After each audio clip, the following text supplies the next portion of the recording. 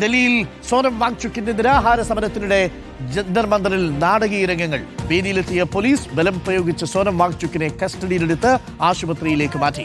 ഡോക്ടർമാരുടെ സംഘം പരിശോധനയ്ക്കെത്തിയതിനെ തുടർന്നുണ്ടായ സംഘർഷത്തിലാണ് നടപടി. അഭിജിത് ദീപ് കെ ഇപ്പോൾ സ്ഥലത്തെത്തിയിട്ടുണ്ട്. दिल्ली पुलिस ने उस समय सोनम वांगचुक के साथ धक्का मुक्की करके मार पिटाई करके उस समय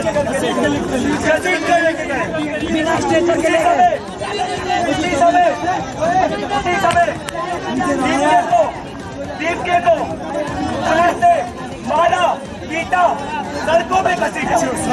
संसद में देखा है दिल्ली पुलिस उसका वीडियो भी हमारे छात्रों पे हाथ उठाया गया है, मार पिटाई की गई है। ये मोदी के टुकड़ों पर पलने वाले लोग हैं। मैं जैसे ही एक सेकेंड दिल्ली पुलिस के लोग आए मेरे से मारपीट की, मेरे को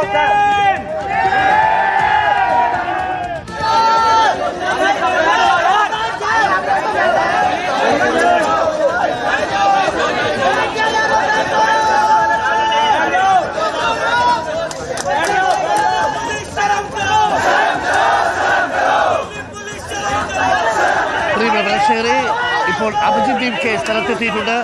നോബൽ ബാരിക്കാരനുണ്ട്. നോബൽ ബാരിക്കാരൻ, എന്താണ് അഭിജിത്ത് സമരവേദിയിൽ പറയുന്നത്? അരുൺ, അഭിജിത് ദീപ് കെ അല്പം മുമ്പാണ് സമരവേദിയിലേക്ക് എത്തിയത്. നേരത്തെ CJP ആരോപിച്ചിരുന്നത് അഭിജിത് ദീപ് കെ വീട്ടുതടങ്കിൽ ആയിരുന്നു എന്നാണ്. അവിടെ നിന്ന് അദ്ദേഹം എന്താണെങ്കിലും സമരവേദിയിൽ എത്തിയത് ജന്തർ മന്ദിറിന്റെ മറ്റു മതിൽ ചാടിയാണ് എന്നാണ് ഒരു കാര്യം. അങ്ങനെ മതിൽ ചാടി ജന്തർ മന്ദിറിൽ നിന്ന് എത്തിയ അഭിജിത് ദീപ് കെ വ്യക്തമാക്കിയത് സർക്കാർ ഏകാധിപതികളോട് പെരുമാറുകയാണ്. പ്രധാനമായും സോനം വാങ്ചുക്കിനെ ആരും അറിയാതെ ഒരു നടപടിയിലൂടെ അറസ്റ്റ് ചെയ്ത് മാറ്റുന്ന സാഹചര്യമാണ് ഉണ്ടായത്. പിൻവാതിൽ അറസ്റ്റാണ് ഉണ്ടായിരിക്കുന്നത്. തീർച്ചയായും പോലീസിന്റെ ഭാഗത്ത് ഉണ്ടായത് ഏകാധിപത്യ നടപടിയാണ്. ദില്ലി പോലീസ് BJPക്ക് വേണ്ടി പ്രവർത്തി അടക്കമുള്ള കാര്യങ്ങളും എന്താണെങ്കിലും അഭിജിത് ദീപ് കെ വ്യക്തമാക്കി. 60 साल के बूढ़े आदमी को जो भूखा है उन्हें इस तरह घसीटते हुए ले जाती है जैसे कोई को आतंकवादी हो। स्टूडेंट जो यहाँ पीसफुली प्रोटेस्ट कर रहे थे पिछले 20-29 दिन से, आप सब जानते हैं 29 दिन से हमारा पीसफुल प्रोटेस्ट चल रहा था.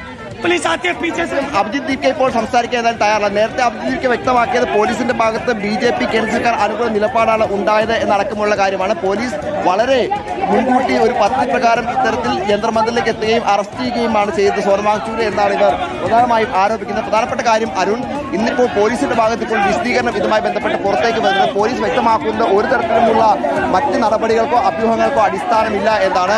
സോനം വാങ്ചുക്കിനെ പരിശോധിക്കാൻ കോടതി നിർദ്ദേശപ്രകാരം ചില ഡോക്ടർമാരുടെ സംഘം ഉണ്ടായി. ഇപ്പോൾ അഭിജിത് ദീപ് കെ സംസാരിക്കുന്നു. आज सुबह 7 बजे जब मैं यहाँ से निकला अपने दोस्त के घर फ्रेश होने गया, तब ये जो पुलिस वाले बुज़दिल पुलिस वाले जो दिल्ली पुलिस के वो चुपके से आए, सोनम सर को यहाँ से घसीट कर लेकर गए. वो लोग घसीट कर और गाली गलौज भी किए सोनम सर को. मुझे यहाँ लोग बता रहे हैं सारे वॉलंटियर्स को मारा है, सारे वॉलंटियर्स को यहाँ पर मारा है, पीटा है. और जब मैं अपने दोस्त के घर गया था फ्रेश होने, वहाँ पर पुलिस वाले आए. നോക്കൂ, നമ്മുടെ മലയാളി ക്യാമറകളാണ് അവിടെ ഉള്ളത് അല്ലേ?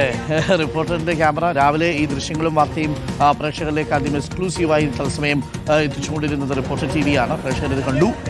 CJPയുടെ പ്രതിഷേധം, സോനം വാങ്ചുക്കിനെ അവിടെ അറസ്റ്റ് ചെയ്ത് നീക്കുന്ന കാഴ്ചകളൊക്കെ തത്സമയം കണ്ടത് മലയാളി ചാനലുകളിലൂടെയാണ്. ദേശീയ മാധ്യമങ്ങളൊന്നും കാര്യമായിട്ട് അവിടെ ഉണ്ടായിരുന്നില്ല. ഇപ്പോൾ തന്നെ നോക്കൂ, അഭിജിത് ദീപ് കെയുടെ പ്രതികരണം എടുക്കുന്നത് പോലും മലയാള ചാനലുകൾ മാത്രമാണ് എന്നുള്ളതാണ്. അതാണ് അവസ്ഥ.